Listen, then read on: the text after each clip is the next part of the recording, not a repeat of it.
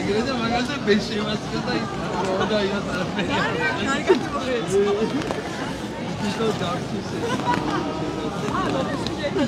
მოგესალმებით ბათუმელების პირდაპირ ეთერში. ჩვენ ბათუმში ვართ, ბათუმის საპროტესტო აქციაზე, სადაც ისევ ფრიალებს საქართველოს და ევროკავშირის დროშა, სადაც ისევ გაშლილია კარვები, გზავნილი თავისუფლება მზიას, თავისუფლება პოლიტიკურ პატიმრებს. უკვე საპროტესტო აქციები გახდა 24 საათიანი. მოქალაქეების ნაწილი ღამის ატარებს კარავში პროტესტის ნიშნად. ამ საპროტესტოს უკიდურეს ფორმას მიმართეს მოქალაქეება ბათუმში, როცა მათ გაშალეს კარავები 3 დღის წინ და მაშინ პოლიციამ თქვა, რომ მოქალაქეებს არ აქვს კარვის გაშლის უფლება. დაუზიანეს საპროტესტო აქციის მონაწილეების კარავი, ჩამოართვეს და გაიტაცეს, თუმცა ამის მიუხედავად ამ მცირე ორი ზომის კარვის გაშლა მაინც და იმავე საღამოს. და დღემდე გაშლილია ეს კარვები და მოქალაქეების ნაწილი უკვე მეოთხე ღამეს დარჩებიან ბათუმში აი ამ საპროტესტო აქციაზე. ეს ძალიან მნიშვნელოვანი დღე იყო ბათუმში.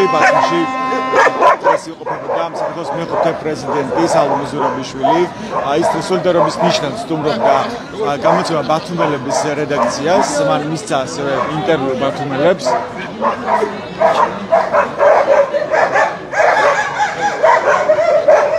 მისცა ასევე ინტერვიუ ბათუმელებს. ამ ინტერვიუს ნახოთ თქვენ შეგიძლიათ ბათუმელების გვერდზე. და სალომე ზურაბიშვილმა ასევე მიმართა მოქალაქეებს ბათუმელებს ბათუმის სახელმწიფო უნივერსიტეტის კიბეებთან. იქ შეიკრიბნენ დღეს მოქალაქეები საპროტესტო აქციაზე და მოეწყო ასევე სოლიდარობის მარში.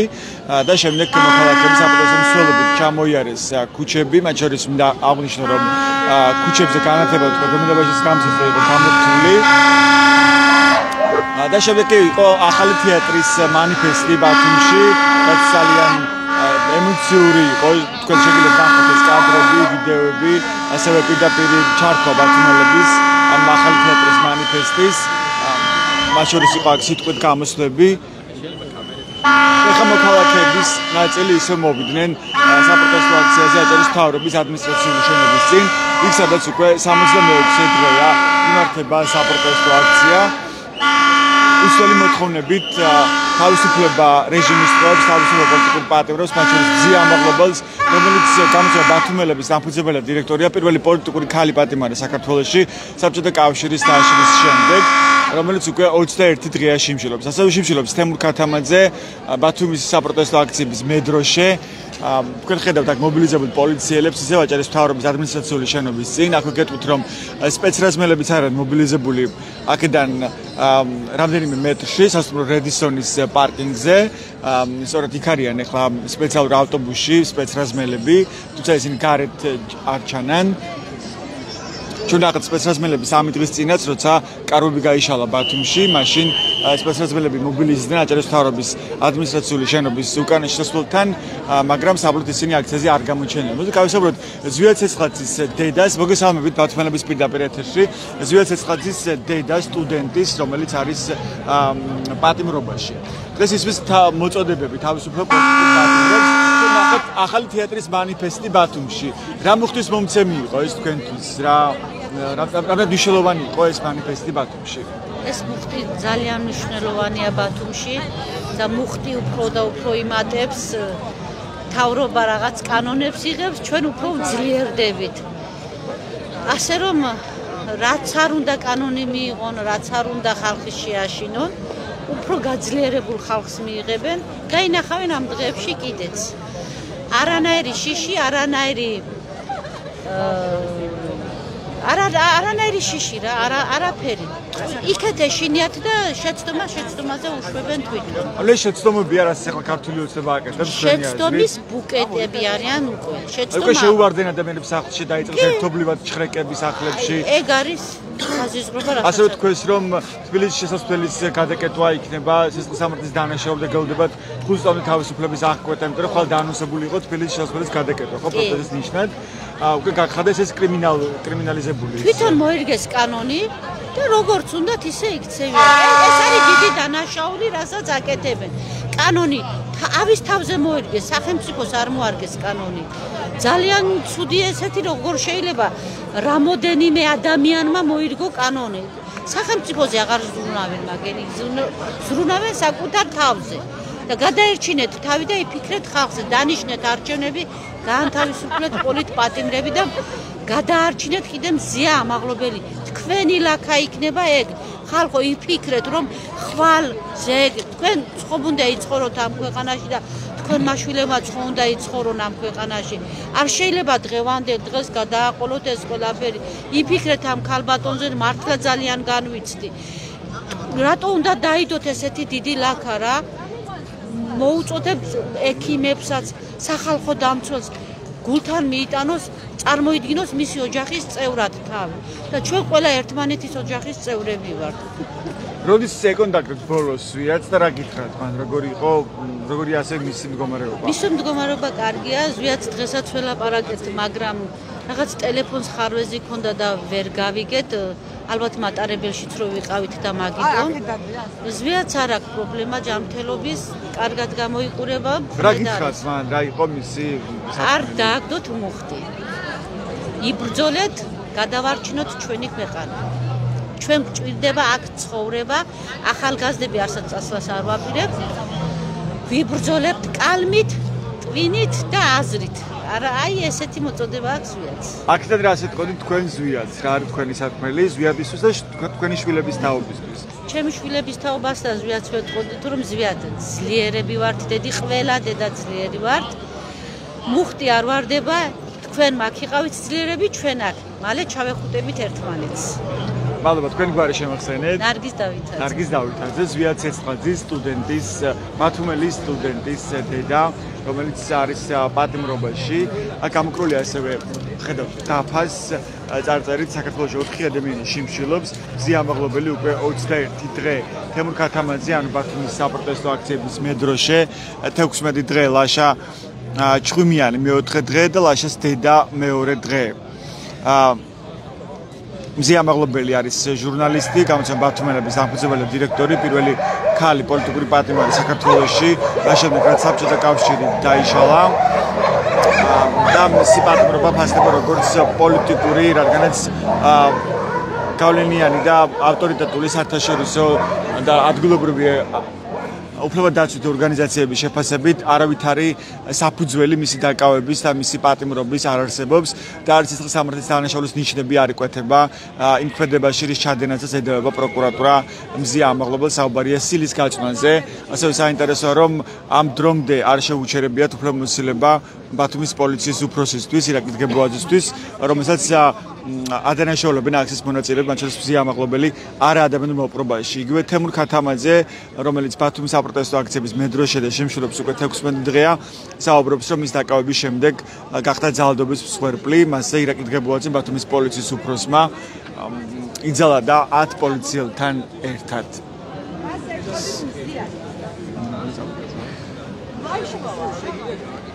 მოგესალმებით ბატონო ზურაბ, მოქალაქეს ხედავ ზურაბ ირემაძეს, მოვისმინოთ მისი საქმელი. თუ ადევნებდით დღეს თვალს პრეზიდენტის გამოსვლას მიმართვას ბათუმში ამ შემთხვევაში, მან ბათუმის უნივერსიტეტთან შეკრებილებს მიმართა სიტყვით, ასევე მიიღო მონაწილეობა საპროტესტო მარშში და ჩვენ ნახეთ ასევე ახალი თეატრის მანიფესტი ბათუმში, სადაც გავრცელდა ასევე სიტყვით მიმართვები. რა მუხტის მომცემი იყო ეს ყველაფერი თქვენთვის, როგორც ერთი მოქალაქისთვის, რომელიც აქტიურად დგას უკვე 66 დღეა ამ საპროტესტო აქციაზე. მე დღეს მუშაობდი და რომ ტყუილს ვარ გეტყვით, მე ნამდვილად არ უმისმენე პრეზიდენტის გამოსვლა. არ მოვედი. მაგრამ მე მინდა უთხრა და რთული სამუშაოების შემდეგ თქვენ ყოველ საღამოს მოდიხართ აქციაზე. მე მინდა უთხრა ქართულ საზოგადოებას, კარგად დაფიქრდეს და კარგად გაიაზროს. ევროპაში გადიან ოპოზიციონერი დეპუტატები, ასევე რა თქმა უნდა, სამთავრობო დეპუტატები და განუწყვეტლად იზახიან. ოპოზიცია აზიანებს საქართველოს ინტერესებს. რა ოპოზიციამ შეჭამა 30 მილიარდი ლარი 12 წლის განმავლობაში? ოპოზიცია არ აძლევს მაღალ ხელფასებს და მაღალ პენსიებს ამ ქვეყანაში? ოპოზიცია არ აძლევს სოციალურ დაუცველთა დახმარებას ამ ქვეყანაში? ოპოზიციამ გამოვიდა და განაცხადა, რომ 28 წლამდე ჩვენ ევროკავშირის წევრობა არ გვსურსო? ოპოზიციამ დაუშვა ქალბატონ მზია ამაღლობელის დაპატიმრება და ოპოზიცია ექცევა საკუთარ მოქალაქეებს არაადამიანურად? ხო უნდა გაიაზროს ეს ყველაფერი საზოგადოებაში ჩამოყალიბდეს ერთგულ და სამუდამოდ. არ შეიძლება ჩვენ ვისაუბროთ 12 წლის უკან რა მოხდა. 12 წლის უკან რაც ხდებოდა მე იმას ვაპროტესტებდი და ვებრძოდი მას მოძრაობას, მაგრამ 12 წლის უკან რაც მოხდა იმაზე ბრძოლა დღეს ეს არის აბსოლუტურად ხისთავიანობა და უაზრო. არ შეიძლება 12 წლის უკანდელი ამბები გაიხსენო და დღეს რაც ხდება დღეს საკუთარი ქვეყანა თავზე გვემხობა. რა ძალა დღეს მოქალაქეების ხელში რომ შეუცვალოთ ეს რეალობა და არ დაუშვათ მართლაც ამ ქვეყნის რუსეთისთვის გადაცემა, რაც ისე აქტიურად ცდილობს ივანიშვილი და მისი რეჟიმი, ან დაამყაროს დიქტატურა და ბუნებრივად აღმოჩნდეს ეს ქვეყანა რუსეთის გავლენის ქვეშ, იმიტომ რომ ძალიან მარტივად წარმოსადგენია, ხო? რა შეიძლება დაემართოს იზოლირებულ ქვეყანას პარტნიორების გარეშე, დასუსტებულ ქვეყანას აგრესორ რუსეთის პირისპირ. რა ძალას ხედავთ თქვენ ამ მოქალაქეების ხელში, იმიტომ რომ თქვენ როცა დაანონსეს აქციის მონაწილეებმა თბილისის შესასვლელის გადაკეტვა პროტესტის ნიშნად და ქართულ მოსახლეობამ თქვა რომ ეს არის სამართლის დანაშაული, უცებ შეცვალა კანონი და დღეს შინაგან საქმეთა სამინისტრომ ასევე განცხადებაც გაავრცელა, თუ გადაკეტავთ ამ შესასვლელს, ეს თავისუფლების აღკვეთას ითვალისწინებს 5 წლამდე ვადითო. რა ბერკეტებს ხედავთ თქვენ ახლა მოქალაქეების ხელში, ჩვენს ხელში, რომ მოვახერხოთ ამ ქვეყნის გადარჩენა. ანუ პირდაპირ გამოაცხადა შინაგან საქმეთა სამინისტრო და მთავრობამ, რომ საქართველოს უკვე დამყარდა დიქტატურა, პირსისხლიანი დიქტატურა, პუტინისეული, არ მოვერიდები არავის. დიახაც ეს არის პუტინისეული პირსისხლიანი დიქტატურა, როგორ შეიძლება შენ ადამიანს გამოხატვის თავისუფლება აუგზავნო და მონაკვეთი დაუწესო, რომელ ადგილზე გადალაგდეს და რომელ ადგილზე გაიაროს. საქართველოს ტერიტორიაზე გავლას გვიგზავნოს? ვინ არის კი, მაგრამ გაგვაგებია ბიზნა იმანიშვილი, ვინ ახლა ბოლოს დაბოლოს? პატარა პუტინი ხა თუ ვინ ახლა ბოლოს დაბოლოს? გაგვაგებია. ქართულ მიწა-წყალზე გვიგზავნოს სიარულს. ქოლმოქმედია ბიზნა იმანიშვილი 30 მილიარდი ლარი 12 წლის განმავლობაში შეჭამეს. ყოველწლიურად გამოდოდა ტრაბახობდნენ 80 მილიარდი ლარი აქ ქვეყანას შემოსავალი. 80 მილიარდი ლარი ყოველწლიურად შემოსავალი რამდენი პროცენტი აქედან წილი გლეხისა? ნახევარი არ არის, 40 მილიარდი არ არის გლეხი წილი. ანუ გადმოიტანა ასევე ოფშორიდან თავისი იქონების ნაწილი საქართველოში, რის შესახებაც მან კანონი მიიღო დაჩქარებული წესით, როცა რუსული კანონი მიიღეს საქართველოში მაშინვე. რას ფიქრობთ და რაზე ორიენტირებული ახლა ივანიშვილი? რა თქმა უნდა თავის ფულზე.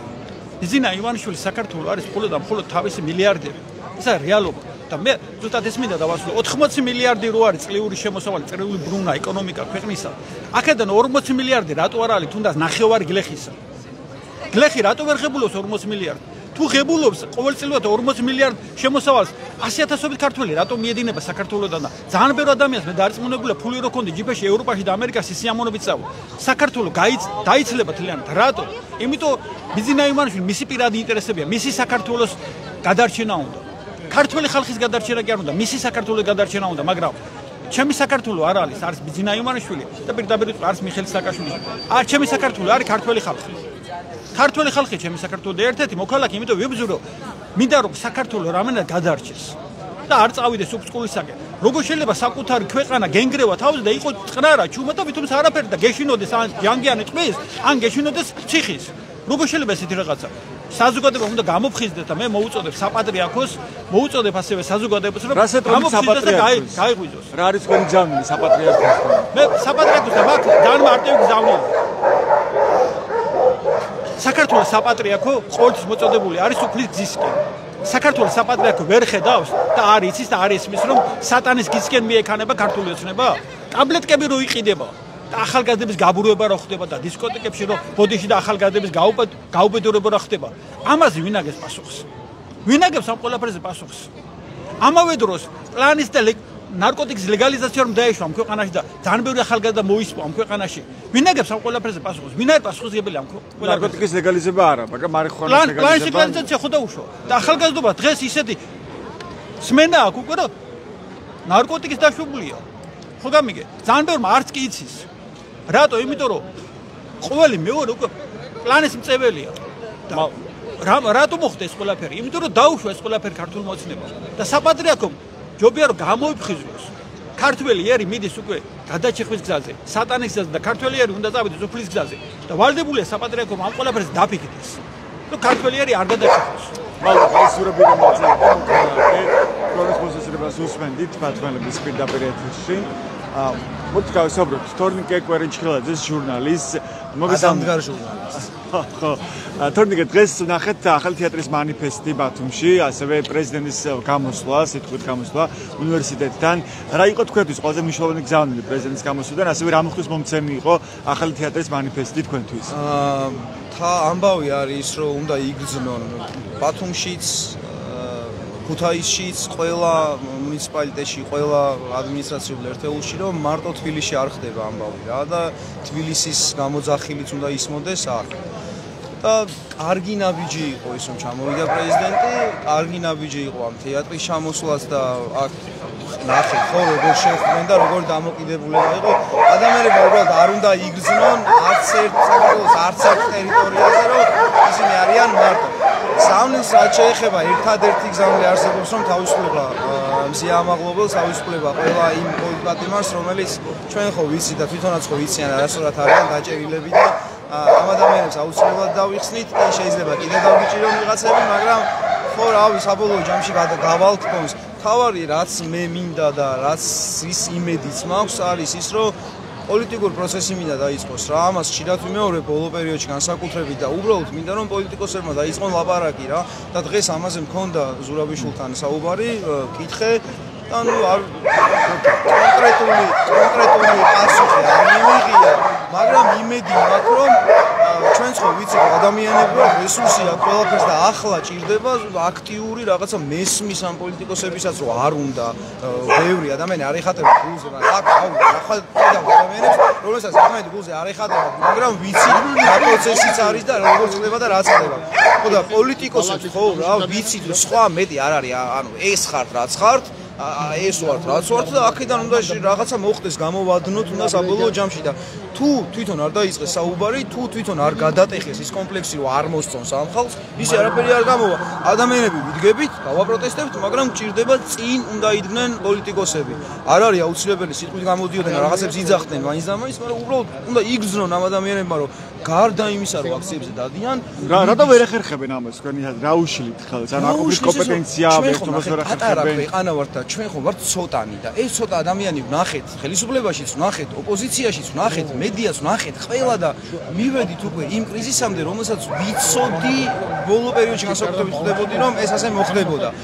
ახლა უბრალოდ უნდა გამოვიდნენ ამ კომპლექსებიდან ან უნდა გადაიწიონ უკანა ფლანგზე და თქვან რომ ჩვენ ვართ რაღაცა ერთგვარი ბარიერი იმის გამო რომ ადამიანებს არ მოუწონვართ მოდით აი თქვენ ახალი ადამიანები წამოდით და აკეთეთ ამასაც ვერ ხედავ კი პრეზიდენტისგან იყო ეს ინიციატივა რომ თქვენ შექმნით პარტიები აქტიურად რაღაც გააკეთეთ მაგრამ ამ ეტაპზე მაინც ჩვენ სქელკანიანი პოლიტიკოსები ჭირდება რომლებიც რაღაცას გააკეთებენ რა და მე კი ბატონო ჩემი მუღამი არის რომ ოპოზიცია შეიცვალოს ხელისუფლება შეიცვალოს და ეს ადამიანები ვინც არიან დღეს მე ყველაზე მეტად ის მიხარი აქციებზე რომ დავდო რომ ხედავ ადამიანებს რომლებიც ზუსტად ვიცი რომ რავი ხვალ უნდა უკეთესი რა შეიძლება გააკეთონ ხა პოლიტიკოსებმა თქვენ როგორ ხედავთ ამ პროცესების განვითარებას როგორ შეიძლება გაძლიერდეს ეს წინააღმდეგობა იმიტომ რომ ჩვენ ხედავთ როგორ გააქტიურა გააძლიერა კიდევ უფრო მეტად რეპრესიული მანქანა ხო კაც მოიცნება ჯერ ერთმანეთში ლაპარაკო მე ეს ლაპარაკი მინდა რომ იყოს ღია ჩვენ უნდა გავიდეთ საბოლოო ჯამში ამ ჩაკეტილი წრიდან რომ რაღაცა კომისებში წდება და საბოლოო ჯამში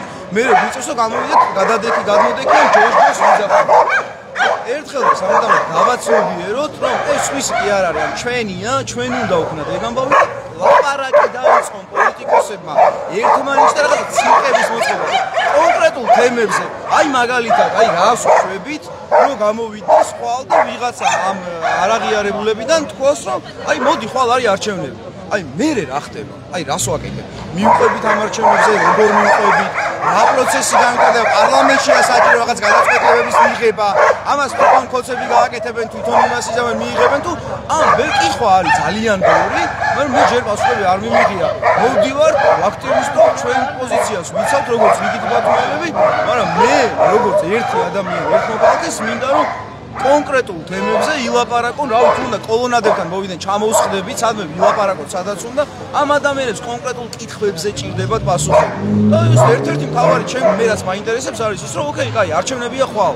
რა ხდება მე, ანუ ვინ როგორ, რანაირად სესკოს თავმჯდომარე იგივეა, სუსი ისე მოქმედებს, ის ისე აკეთებს. ჩვენ ხო ვიცით, რომ თუ ესე გაგრძელდა აი ისევ იმავე მდგომარეობაში აღმოჩნდებით რა პოლიტიკოსებო არ ვიცით თუ უყურებთ ამას ან არ უყურებთ გეხვეწებით თხოვნა იქნება რომ გავიგეთ რომ ვიღაცებს არ მოწონხართ ვიღაცებს პრობლემა აქვს მაგრამ ილაპარაკეთ სხვანაირად პოლიტიკა არ გამოვა ეგ არის ამბავი მადლობა ეს თორდგი კვერინჩხელაძე იყო ჟურნალისტი მოქალაქე თქვენ მოსაზრებას ვისმენთ ხა მათმალების პირდაპირ ეთერში ასეთი ვითარება ამ დროისთვის ბათუმის საპროტესტო აქციაზე თქვენ ხედავთ გამოფენის დაფას საქართველოს შეუდგენელი შიმშილებს ასეთი წარწერა აქ ზიამაღლობელი 21 დღე ქათამაძე მე-16 დღე ლაშა ჩქუმიანი მე-4 დღე ლაშას დედა მეორე დღე აქ ისევ გაშლილია კარვები და მოქალაქეების ნაწილი აპირებს რომ ისევ გაათენოს უკვე მე-4 ღამე ამ საპროტესტო აქციებზე მოგესალმებით შეიძლება ხო რა გაგესაუბროთ თქვენ ხართ ზიამაღლობელის ძმა რა შეგიძლიათ გითხრათ დღევანდელ დღეზე რა მოხდეს მომცემი იყო თქვენთვის პირადად იგივე ახალი თეატრის მანიფესტი რომელიც ცოტა ხნის წინ დასრულდა ევროპის მოედანზე ძალიან სტაბილიზება რატო ყველა ჩვენთანთან რა ვიცი ალბათ ეს მაგალითია იმის რომ ბათუმის საზოგადოება უფრო მეტად გეიბრძოს საკამეროს დაშტომ გითხოვს რა შეგიძლიათ თქვათ ამ პროტესტზე რომელიც გრძელდება უკვე 66 დღე და ზიამაღლობელი რომელიც უკვე 21 დღეა შიმშილობს მე მარტო ზიამაღლობელს არა ყველა პოლიტიკატურს მინდა ვთხოვო რომ შეწყვიტო შიმშილობა რომ ქვეყანას სჭირდება მათი ჯანმრთელობა მინდა რომ ქვეყანას უფრო გამოგვადგენ ჯანმრთელი ვიდრე ციხეში დავადებული და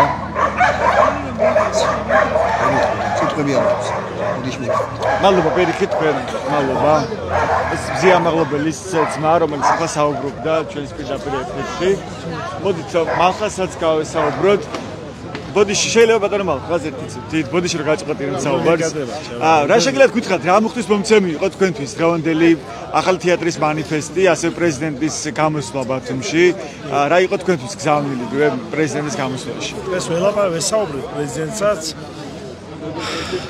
ბევრი რაღაც გითხრა და იმედიც არის რა თქმა უნდა და ჩვენზე არის ყველა ქართველზე არის არც ჩვენზე არის რომ ჩვენ ქართულმა ხალხმა და გამოვიდეთ და ჩვენი პროტესტიდან გამოვიდეთ პირველი რაც არის და დღევანდელი რა თქმა უნდა პერფორმანსი მე ყოველი დღიდან აქ ვაკეთებ პერფორმანსს და ყოველთვის ვიზახე რომ არის მნიშვნელოვანი პერფორმანსი ხელოვანებმა უნდა გამოვიდნენ რომლებიც სახში არიან რომლებსაც აქვს რაღაცა გადალახვა უნდა რაღაცა და ფიქრობენ უნდა გამოვიდნენ და უნდა აკეთონ ესეთი პერფორმანსები კი ვნახეთ რამხელა ძალა და რამხელა მუხტი აქვს ხალხში უფრო ბევრს რა თქმა უნდა ყოველთვის ბევრს ელოდები მაგრამ უკვე ეტაპობრივად ლახავს ხალხი ამში ამ დაძაბულობას და გამოდიან და ბევრი შემოგვიერთება დარწმუნებული ვარ და კიდევ მე გეგმავ ბევრ სხვადასხვა პერფორმანსებს და ჩემს მეგობრებიც მიერთდებიან და მეუნებიან რომ შემოგიერთებით აუცილებლად და ნახოთ რა.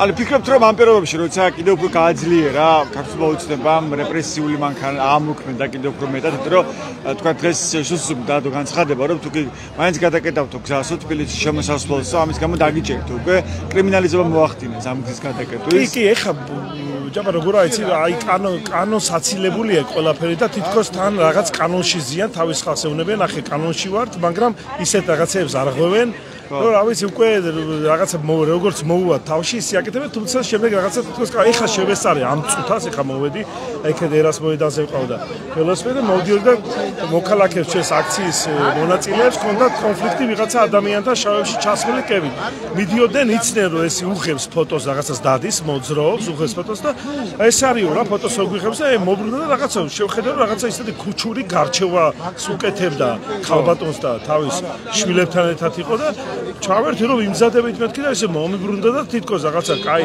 გმირი რო იქნება ისეთი ისე მითხრა რომ ესა და ეს ვარო და რაღაც ბიდის ზეწოლა ფსიქოლოგიური ზეწოლა მოქალაქეებზე ასე რომ ვთქვათ მათი ჟარგონით ეკაჩავებიან თუმცა გავეცი პასუხი რომ მეთქი ისეთი მდგომარეობაა ქვეყანაში რომ პოლიციას ეხლა რო გითხრას ვიღაცამ რაღაც ქუჩაში მეთქი არ გაგიკვირდეს და მით უმეტეს ეხლა შავებში დადიხარ და სურათებს უღებ ხალხის მეთქი და არც თუ გაგიკვირდეს მეთქი თუმცა შემდეგ პასუხი არ აქვს და ესე დადიან ესე მოძრაობენ ეგ ყველაფერი ჩვენ გამოვიარეთ და ეხლა ჩემი 90-იანები ვარ და გამოვიარეთ და აუცილებლად ეს ყველაფერი ეტაპობრივად მოხდება ამ ყველაფრის შეიგზნოს ხალხი ბოლომდე გადალახავს ამ წნეხს, ამ შინს, ამ პროპაგანდას, რომელსაც უწევს ეს ტელევიზიები და თქვენის დახმარებით, რა თქმა უნდა, თქვენი ჟურნალისტების დახმარებით ყველას ეტაპობრივად გავაგებთ და მოვხსნით ამ შიშის სინდრომს. საინტერესოა თქვენ საქმეზე თუ გაიყვა რამე თუ შეგეხმიანეთ საგამოძიებო სამსახურიდან, თქვენ ხართ ერთ-ერთი ადამიანი, ვინც ლაპარაკობდა იმაზე, რომ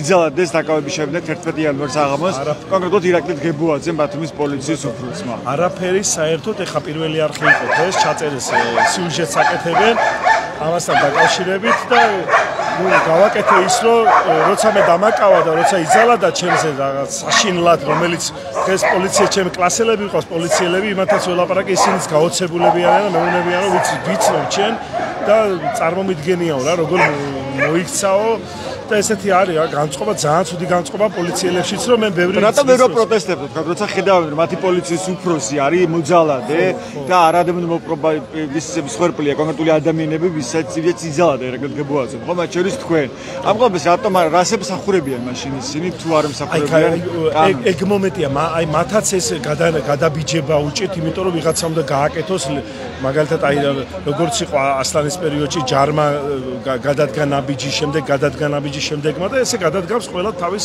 ნაბიჯს ნენელა ყველა გადმოდგავს ამის უბრალოდ აქვს ზოგს რაღაცა ეხა ბანკის ვალიო ოჯახის ეს არ არის რა მაგრამ შეგვიძლია უკვე რაღაც ფონდებიც ხო როგორც ვიცი რომელიც დაეხმარება ნებისმიერ საჯარო მოხელეს მაგრამ ჯერ განცხადება არ არის პოლიციელს ვინც დატოვებს კონკრეტული დროის განმავლობაში მუდმივად არა მაგრამ რაღაც პერიოდი ვიდრე ის იშოვის ახალ კი ეს რა თქმა უნდა იმოქმედებს და აუცილებლად უკვე მე ჩემი შეხედულებით რაც მე შეხება მქონია პოლიციელებთან აუცილებლად ისინი უკვე განწყობით არიან იმით რომ არ მოსწონთ ეს თავისი ხელმძღვანელები რომლებიც არიან ფაქტურად ძალადობის აი თვითონ ძალადობენ იმიტომ რომ თვითონ მოდის თვითონ გიჭერს იმიტომ რომ ის პოლიციელი ისე საქმეს არ უკეთებს და თვითონ აკეთებს აი ნაბიჯებს და თავის ახლა ეს ეტაპები გამოვიარეთ და ახლა კიდე გადასალახი რა ამ ახალ თაობას აქვს ეს ყველაფერი უნდა შეიგზოს ახალი თაობა აუცილებლად და უფრო მეტი ესეთი რაღაცა რა ვიცი ჩვენ მით უმეტეს უკვე განვითარების ეტაპზე ვიყავით და აუცილებლად გადალახავს ეს ხალხი და აუცილებლად გამოვა და იმედია სულ მალე იქნება თუმცა რაღაც არის პერიოდები დარჩენილი რაღაცა შეელობები გასაკეთებელი რომლებიც კარგად მიმდინარეობს რა კარგად მიდის ეს ყველაფერი რაც ხალხი გამოდის ეხლა ვინც გამოდის ფაქტიურად უკვე აღარ მიდის სახში რა ყოველდღიურად ხედავთ ერთნაირ ადამიანებს ერთი ნახოთ სულ მალე ნერწმუნეთ ეგ ყველაფერი როგორც ასლამეისცემ გამოვიდა თქვა გავდივარო ესე იტყვის ჩვენი ივანიშვილე გავდივარო მადლობა დიდი მადლობა ეს ხაზირმაძე იყო მოქალაქე რომელიც დაკავებული იყო ასევე ამ ბათუმის საპროტესტო აქციებზე მე ვხედავ მოქალაქეს მეგობარს თემ ქათამაძის მედროშის მოგესალმებით ბოდიში გაწყვეტინებ საუბარს მე როგორც ვიცი თქვენ დღეს უნდა შეხვდოდით ბატონ თემურს ჩვენს მედროშის ხო გითხარით მის შესახებ როგორ არის და რა გითხრათ რა გითხრათ რაც დავინახე მე ძალიან დამთრგუნა ძალიან დასუსტებულია ფიზიკურად მაგრამ თვალები უბწყინავს ამბობს თვითონ კარგად ვარ მხნედ ვარ კარგად გრძნობ თავსო და ვაგრძელებ შიმშილობას როგორ შემიძლია ქალბატონზიაში მშილობდი და მე შევწყვიტო ეს არის მისი მესიჯი და როცა ვკითხე რას გადასცემ ბათუმში ქუჩაში მდგომ ადამიანებს არ დანებდეთო ვგრძნობ თქვენ ხარდამდაჭერასო ვამაყობ თქვენი ის განაგრძობს შიმშილობას ხო? დიახ, განაგრძობს შიმშილობას, ამბობს რომ კარგად არის. და ბოლომდე იბრძოლებს. კიდევ რა გითხრათ? ბევრი რამ მითხრა ზოგადად, მაგრამ აი მოკლედ რომ გითხრათ, მოკითხვა გადმოგცეთ სულ ყველას. და კიდევ ერთხელ ვიტყვი, ვამაყობ თქვენი თუ და ვგრძნობ თქვენ ხარდაჭერასო. ძალიან დაღლილი ვარ, ბოდიშ გიხდით. მესმის თქვენ. ვერ ვაზროვნებ. ის არ აპირებს სიმშილობის შეწყვეტას. არ აპირებს. უკვე 16 დღეა სიმშილობს. ქალბატონი მზია სიმშილობს, მეც ვაპირებ გაგრძელებას. არ მაქვს უფლება რომ შევწყვიტო, ეს არის მისი სიტყვები. რა არის ცნობილი მისი ჯანმრთელობის შესახებ? თუ უტარდება კვლევები, თუ შედიან ექიმები? სხვათა შორის ძალიან კარგად ეპყრობია ექცევიან იმ დაწესებულებაში, სადაც ახლა არის მოთავსებული. თვითონ იქაური მუშაკები აღფრთოვანებული არიან ამ პიროვნებით.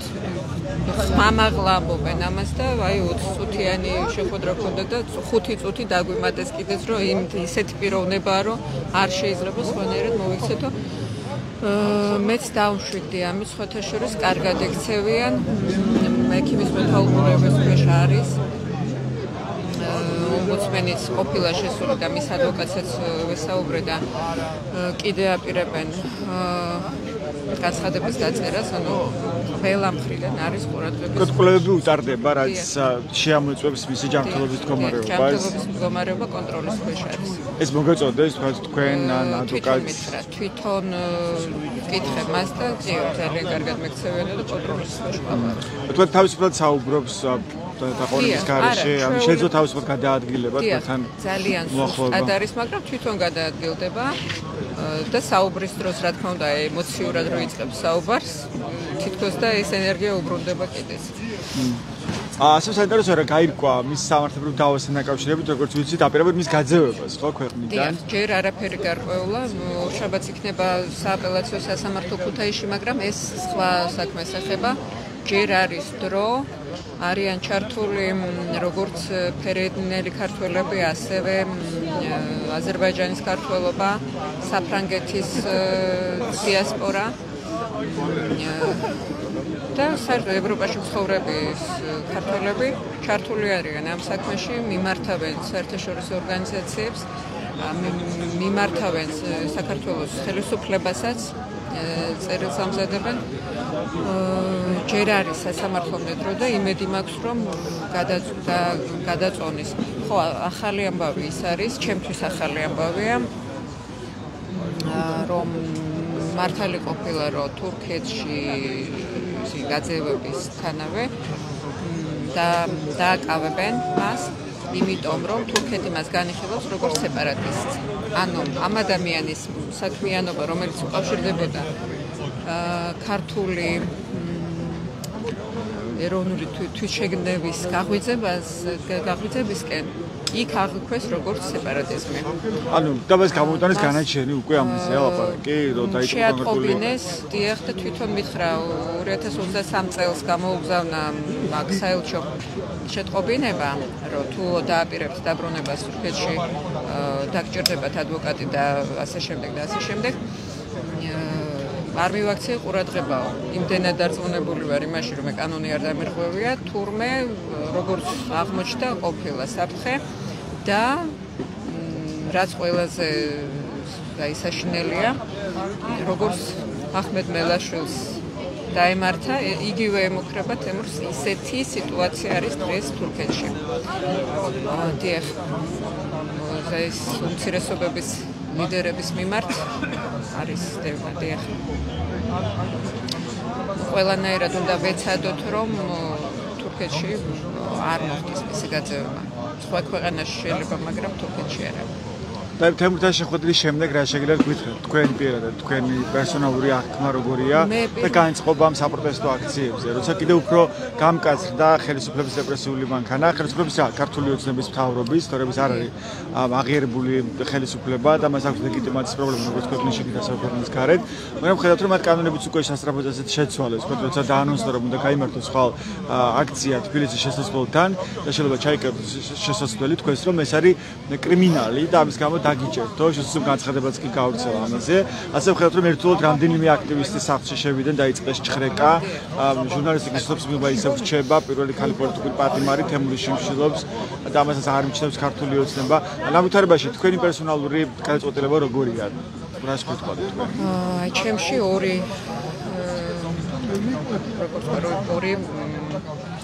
არსება. ხო, ერთი პესიმისტურად არის განწყობილი. მაშინებს ეს ყველაფერი, რა თქმა უნდა, ბუნებრივია ეს, მაგრამ მეორეს ვფიქრობ, რომ მაინც უნდა გადაწონოს ამ ყველაფერმა და რაც არ უნდა შეცვალონ კანონები, რაც არ უნდა ჩხრიკონ, რაც არ უნდა სხვათა შორის იყო გუშინ თბილისში იყო იმაზე საუბარი, რომ დაიწყება ნარკოტიკების ჩადება. მზად უნდა ვიყოთ ამისთვისაც. მაინც რაღაცნაირად მჯერა რომ უნდა გადაწონოს სხვანაირად აი ფსკერზე დავეშვით უკვე რა შეიძლება ითქვას და აქედან მხოლოდ ზემოთ არის გზა ამაზე უარესი რა ვიცი ჩრდილო კორეა ამაზე უარესი მესმის დიდი მადლობა თქვენ რომ გაგუსაუბრეთ ნინა თქვენი გვარი შემოხსენეთ ნინა კაკულია ასეთია დღეს მოქალაქეების განწყობა საპროტესტო აქციაზე ბათუმში ეს პროტესტის 66-ე საღამოა როცა მოქალაქეები შეიკრიბნენ კიდევ ერთხელ უცვლელი მოთხოვნით ისინი თხოვენ ის არჩევნების ხალხთა ჩატარებას ქვეყანაში ასევე რეჟიმის ტყვეების პოლიტიკური პატიმრების გათავისუფლებას მათ შორის მზია ამბაღლობელის გათავისუფლებას რომელიც ჟურნალისტია და პირველი ქალი პოლიტიკური პატიმარი საქართველოში საბჭოთა კავშირის დაშლის შემდეგ ის პროტესტის ნიშნად უკვე 21 დღეა შიმშილობს და ასევე თემურ ქათამაძე რომელიც ასევე პოლიტიკური პატიმარია ის 16 დღეა შიმშილობს და ჩვენ სწორედ ახლა მის მეგობარს ვესაუბრებთ რომელსაც მოახერხა მასთან შეხვედრა საიმიგრაციო ციხეში მის ქვეყანა გაძევებას ცდილობს ახლა ქართული ოცნების მთავრობა საუბარია მუჰაჯირების შთამომავალზე თემურ ქათამაძეზე რომელიც აქ ყოველთვის დროშით ხელში ჩდებოდა და მას მედროშე კაციც ამ საპროტესტო აქციების მედროშე შეარქვეს ის არის თურქეთის მოქალაქე და ბოლო რამდენიმე წელია ცხოვრობს საქართველოში თორემ უკვე 13 წელია და რამდენჯერმე სცადა რომ მიიღო საქართველოს მოქალაქეობა მაგრამ უარი უთხრა მას ოცნების ხელისუფლება მოქალაქეობის მიღებაზე დღეს ასევე პრეზიდენტი სალომე ზურაბიშვილი სტუმრობდა ბათუმს ის სოლიდარობის ნიშნად ესტუმრა გამოცემა ბათუმელების რედაქციას თქვენ შეგიძლიათ ნახოთ ბათუმელების ინტერვიუ სალომე ზურაბიშვილთან ბათუმელების ვებგვერდზე ასევე სალომე ზურაბიშვილთან სიტყვით მიმართა დღეს ბათუმში საპროტესტო აქციაზე შეკრებილ მოქალაქეებს ბათუმის სახელმწიფო უნივერსიტეტის კიბეებთან შემდეგ კი მოიწყო სოლიდარობის მარში ასევე ჩვენ ნახეთ ახალი თეატრის მანიფესტი ევროპის მოედანზე რომელიც მართლაც ძალიან ემოციური და საინტერესო აღმოჩნდა თავისი გამოსვლებით, თავისი პერფორმანსებით, მიმართვებით და შემდეგ ეს საპროტესტო აქციის მონაწილეები შეუერთდნენ პროტესტს ისევ ტრადიციული შეკრების ადგილას საკონსულტაციო სასამართლოსთან აჭარის მთავრობის ადმინისტრაციული შენობის წინ ისევ გაშლილია კარვები და მოქალაქეების ნაწილით ამჯერად უკვე მეოთხე ღამეს გაათენებენ აქ პროტესტის ნიშნად. ასე რომ გრძელდება პროტესტი, ჩვენ ვრჩებით შემთხვევის ამ საპროტესტო აქციაზე და მოგიყვებით აუცილებლად აქ მომხდარი ამბების შესახებ. მადლობა ყურადღებისთვის. ესურვით ჩვენს ვებგვერდებს ბათუმელები G-დან გაზეთი G-რომ მიიღოთ განახლებული და სანდო ინფორმაცია. მადლობა ყურადღებისთვის. მადლობა.